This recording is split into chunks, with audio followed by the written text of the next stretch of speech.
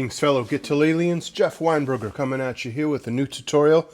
This is by special request. I have a friend who was wanting more blues, and so this is going to be a blues in A. And the particular subject of this, besides blues in A, is how do you nail the 4 chord? That's something I hear sometimes people struggle with. They do something good as their opening statement on the 1 chord, you know, blues being basically 1, 4, 5. So we have 3 chords to deal with in a basic blues. In the key of A, which is what I was playing in there, just improvising, A is the 1 chord, or A7, or A9, or whatever version of that you happen to use. But A, essentially, is 1. D is the 4 chord, that's the important one, and then E is the 5 chord. So a lot of times, getting from the 1 chord to the 4 chord, that's what makes or breaks a great blues solo. And that's what separates some of the better and more prominent blues players out there from the ones that are just kind of still learning, you know, and still struggling with it. Josh Smith comes to mind as a contemporary blues player that just nails this concept. And Joe Bonamassa does it. Buddy Guy still does it. There are people out there just killing it. But getting to that 4 chord, in this case D, D7, or D9. I generally use D9 in a blues. That's my choice, D9. It's 5, 4, 5, 5, 5, for those of you keeping score at home. And so really nailing that 4 chord, one of the ways we can do that is to hit notes that are in the 4 chord.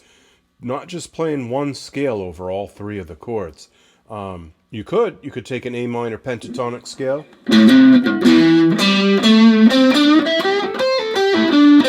You could make some music with that. You can use the A minor blues scale.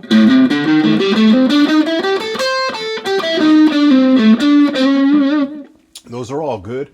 You could use A major pentatonic.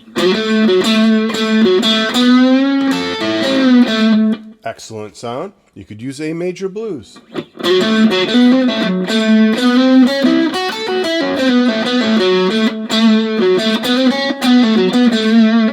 Another great sound. We have all these great scales, but we don't live by scales alone. We do have to sometimes pay more attention to what notes are in the chord.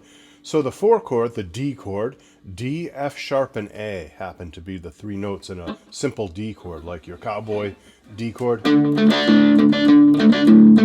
That is D, F sharp, and A in it. We spread those notes out on the neck. We could find a D, F sharp, A here. That's a great little area of the neck to solo in over the D chord. You can find D, F sharp, and A here too. You might have noticed me back at the 5th fret doing stuff that worked around these notes.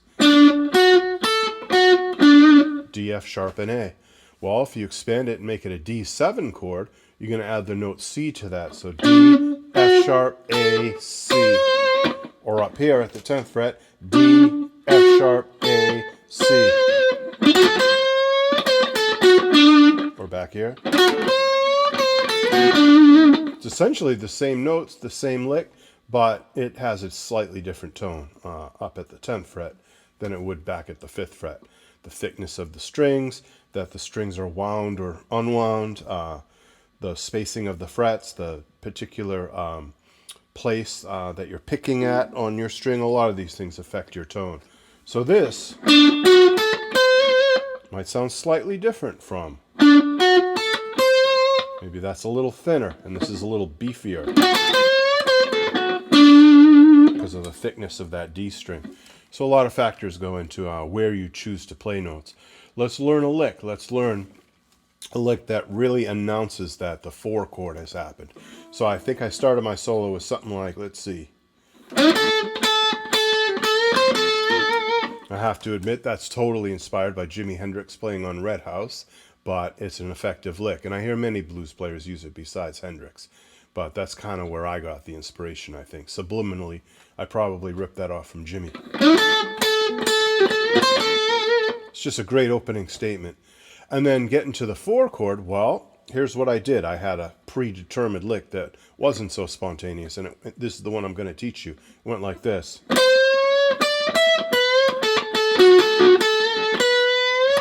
What I'm doing there is I'm outlining the D chord. I take the note C, which is the 7th of the chord, the flatted 7th of your D7 or D9 chord.